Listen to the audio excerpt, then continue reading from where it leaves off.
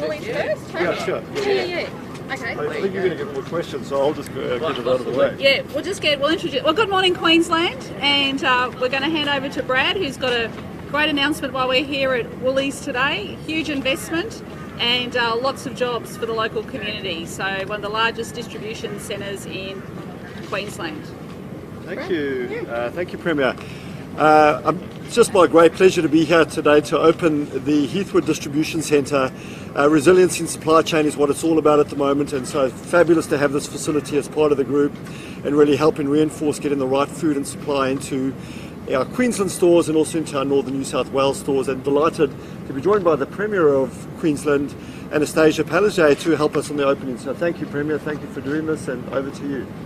Okay, thanks, Brad. So this is a $184 million investment, 200 construction jobs. We know how important it is to have families in employment, and it was great to meet with the many workers here today that come from right across the southeast to work at this key distribution centre. There'll be 300 ongoing jobs, and this distribution centre is 3 times the size of Suncorp Stadium. So it's pretty huge, it's pretty massive, and it's a huge vote of confidence in the Queensland economy.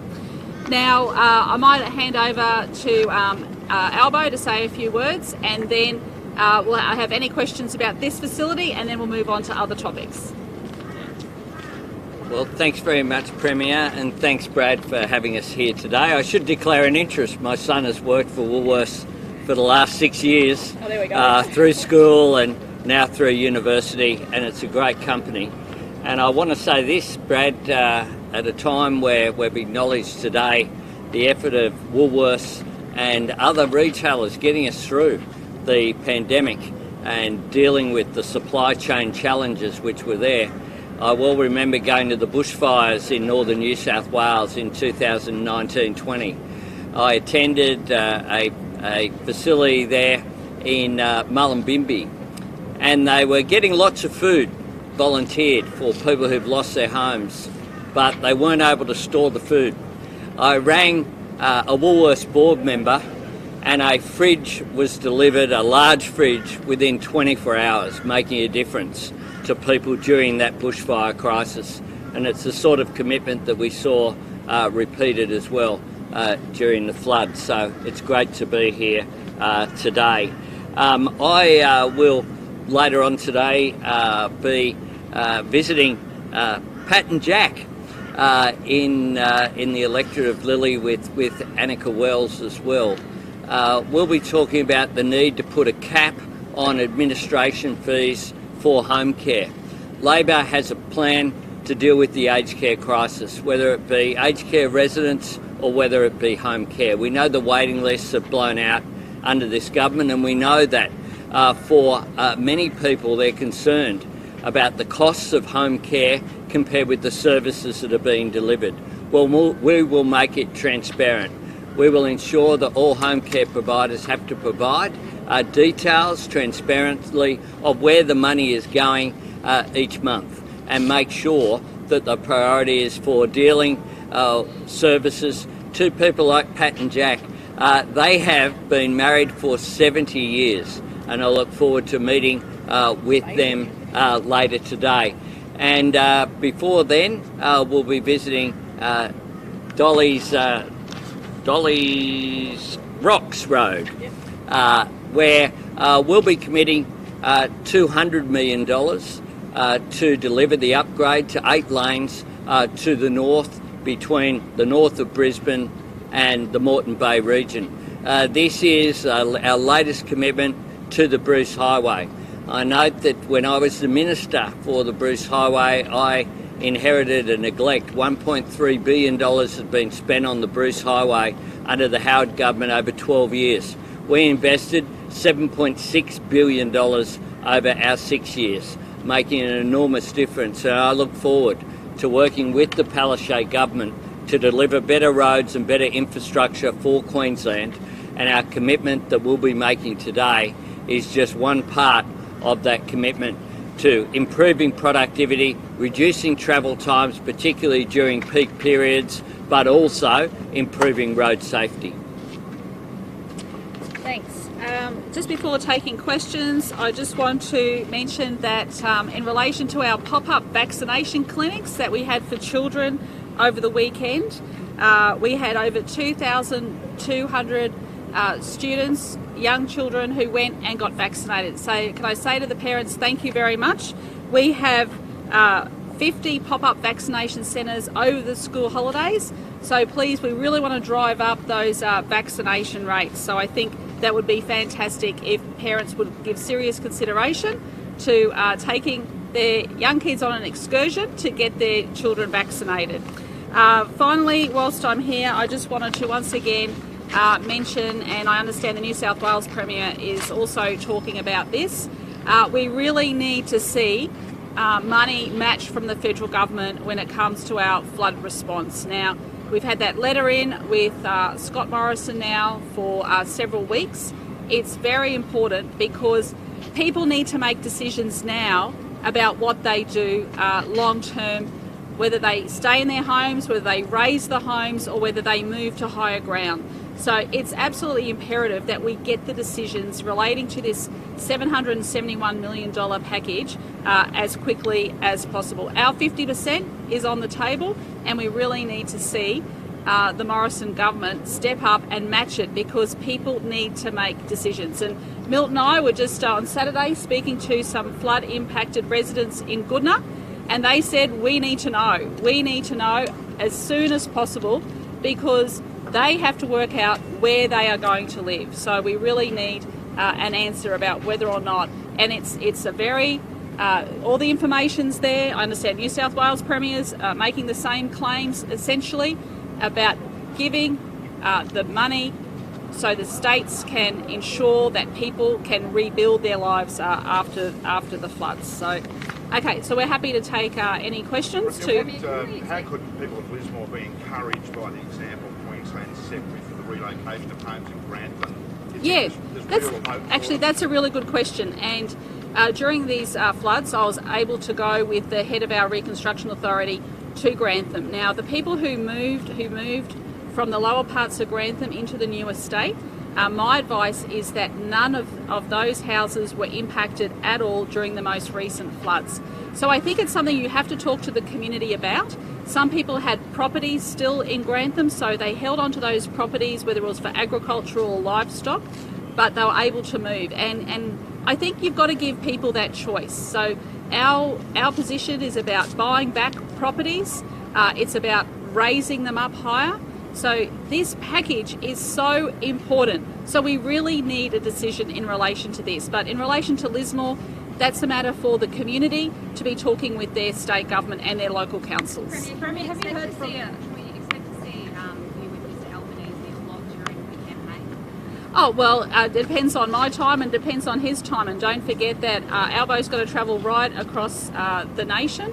And I'm very pleased to be able to join with Anthony here today. What commitments will you be seeking from Mr Albanese ahead of the election? Oh, well, there'll be a few. What are they? What have you got through? Oh, I'm ready. Well, we'll be talking about that during the coming weeks. From your experience, Premier, in dealing with Mr Morrison in National Cabinet, do you necessarily share this view that he's bullying? I'm not going to discuss National Cabinet deliberations. Will you be But it's asking about your federal opinion of Labor- the Prime Minister, Premier. Do you think that he is a bully? I am not commenting on those matters at all. I am here today to open a new facility and talking about workers. And I think at the end of the day, what Queenslanders want and what the nation wants is they want a vision for the future. And they want leadership and they want action. And the action can start by delivering the matching funds for flood-impacted people across our state, across our community. Should the Prime Minister sign that stat def that he said he was prepared to sign? We might deal with questions for the Sorry, Premier yeah. first. Any and other then questions? If Labor wins, will you be asking the federal Labor government to pick up the quarantine costs for hotels, the quarantine and isolation? The hotel's being scaled right down. So we know that there's a plan for the federal government at the moment for Pinkenbar. We still haven't seen where they're up to with Pinkenbar. But, you know, we actually now have a purpose-built quarantine facility. We had this debate during the state parliament last week. I believe quarantine is a federal government responsibility. It's in the Constitution. But let me say this, we have also offered the people of northern New South Wales, if they wanted to utilise a well camp, the facility is there to help flood impacted people. You know, having these purpose-built facilities is basically safeguarding our future. It is ensuring that we have these facilities for anything that may be thrown at us into the future. You've managed, in managing the Queensland economy, you've managed to walk that sort of fine line at times in negotiating with mining companies and balancing the needs of the environment. What advice do you have for Mr Albanese in terms of the mistakes made by federal Labor in the last campaign in terms of the perception jobs may be jeopardised? Have you got some advice? I think Albo absolutely shares my commitment to jobs, okay? There is nothing more important than the dignity of work and to be able to have a roof over a family's head, to be able to put food on the table. These are basic principles that my grandfather taught me, my father's always spoken to me about, and it's something I firmly believe in. So every job in our economy is important. But we also too have to look at what are the jobs that are coming for the future as well. And we need to be prepared. We need to have a strong environment of skills, employment, to making sure that our high schools are linking with the industries to make sure that our population is prepared for these jobs. So, you know, we're at a great crossroads at the moment in our economy, and we've got to make sure, and our nation, and we've got to make sure that we have the skills there for whatever job is thrown at us. Mr Albanese, just on that question, Labor's primary vote collapsed at the last election because of that perception that the party was against coal. What's changed to fix that perception? We need to do better in Queensland, and I've put out a very concrete plan, including a plan for powering the nation, a plan that will provide certainty, whether it's for the mining sector or whether it be for the energy sector. One that's fully costed, will create 604,000 new jobs, will result in $52 billion of private sector investment. And the good news is that 5 out of every 6 of those jobs will be in regional Australia. And as the most regional state in our Commonwealth, Queensland stands to particularly benefit from our policy. It will result in energy prices coming down by $275 per household. And I've been a friend of the Premier for a long period of time.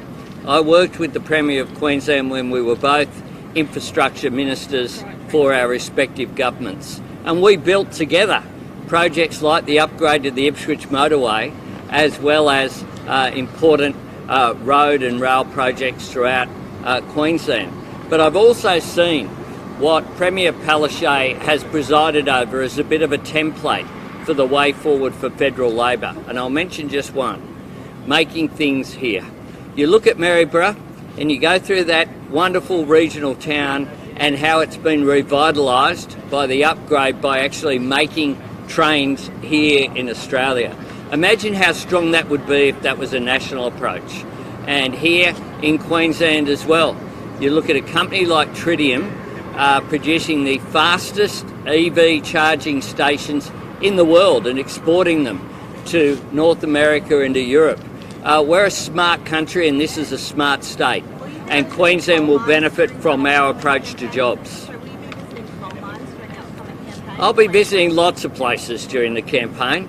Lots of places. I'm here at a distribution centre, I visited a coal mine, I visited lots of other resources sectors, and I'll be out and about each and every day campaigning, and I'll spend substantial time in Queensland. And I'll make this point, I don't just come to Queensland when there's a federal election campaign or to campaign against the Palaszczuk government and do fundraisers like Scott Morrison did.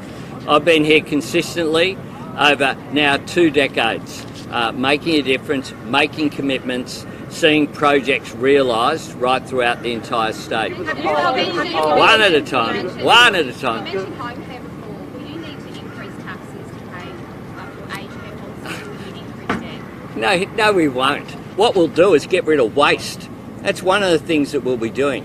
getting rid of the waste. Our tax policy, we've said repeatedly, the only tax measures that we're looking at is making multinationals pay their fair share so that Australian businesses aren't disadvantaged in our economy. That's what we're looking at. In terms of going forward, we have a plan that's been outlined, a plan for cheaper energy, a plan to build things here by having high-value manufacturing powered by that, and a plan to skill up Australians through 465,000 fee-free TAFE places and by having 20,000 additional university places. And I'll say this, is the coalition actually saying we can't afford to give older Australians decent food and decent care? Is that what they're saying? They established a royal commission into aged care, which is in crisis, which had a one-word summary of neglect, and now they're refusing to actually respond to the recommendations of their royal commission.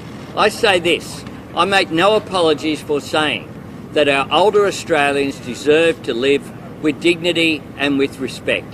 They deserve proper care. Mr. Albanese, in relation to Land 400, senior analysts from the Australian Strategic Policy Institute say, with the war in Ukraine revealing perhaps the weaknesses of armoured vehicles, that the incoming government should take a deep breath and assess whether the Land 400 program is still in line with our national security priorities and needs.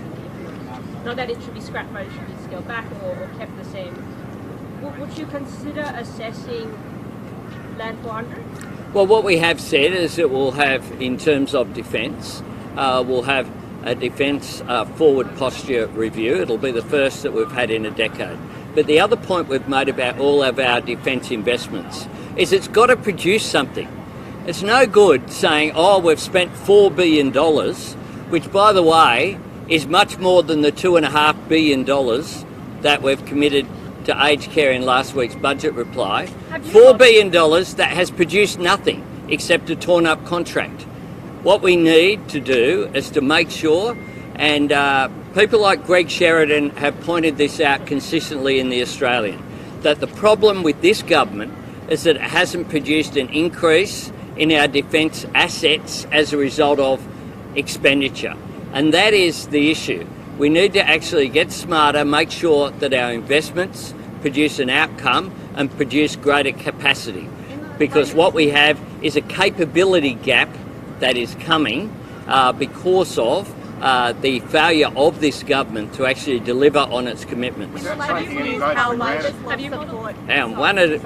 do it in an orderly way. In the latest news poll, Labor's lost support, which has mostly been picked up by the Greens. Are you losing ground with progressive voters in Australia's capital cities?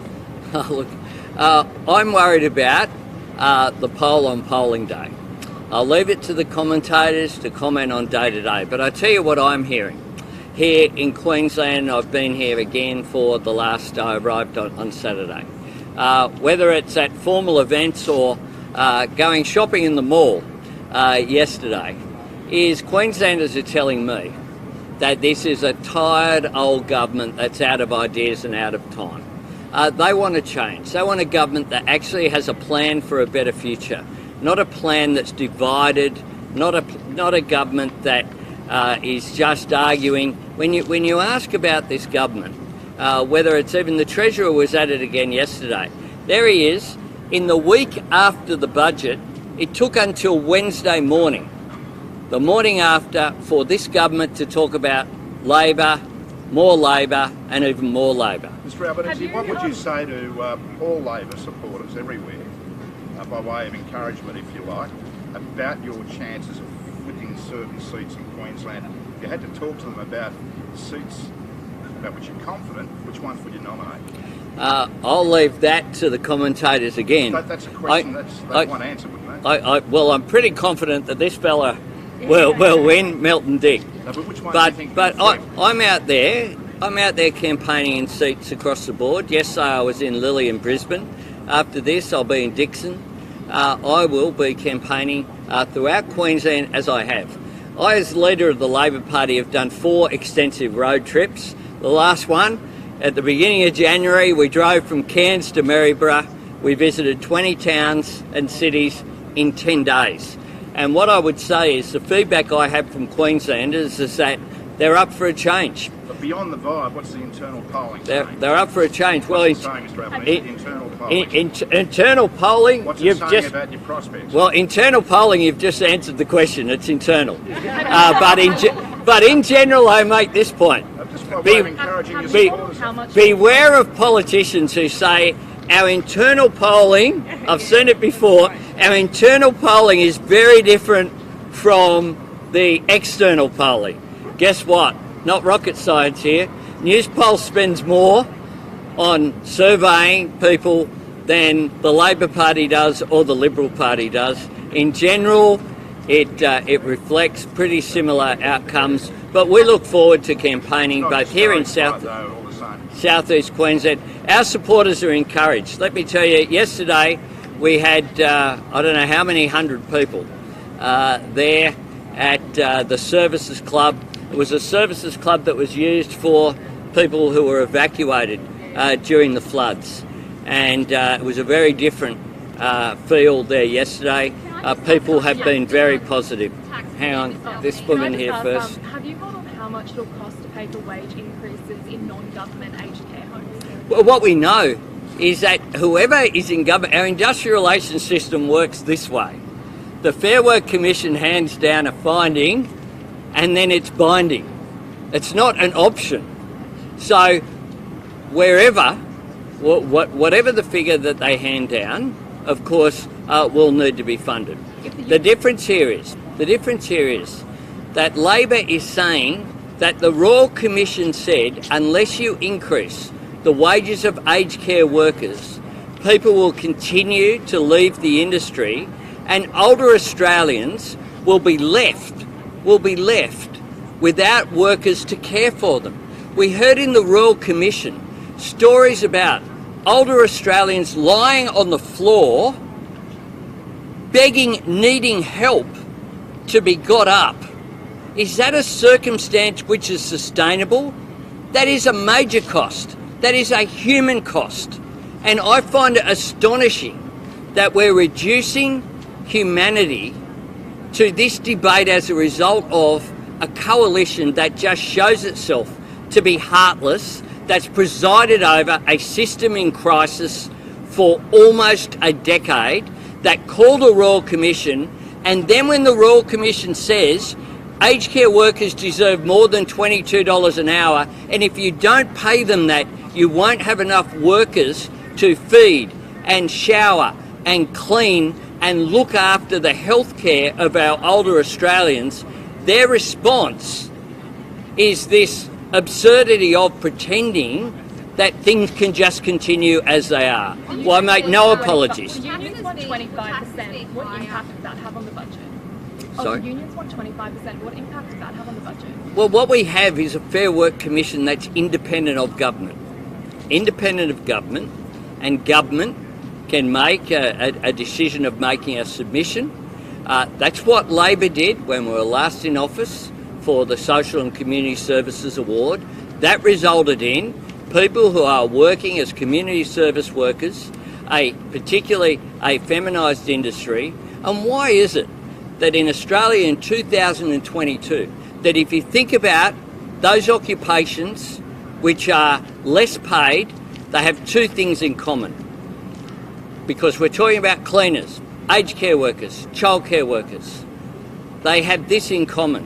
One, they're primarily occupied by women, not exclusively, but they're largely feminised industries. And the second is, they're heroes of the pandemic. This is a government that was prepared to say how well they were doing. Well, they deserve a bit more than our thanks. They deserve our respect and they deserve better pay. Thank you. We've just got I'll be doing two more.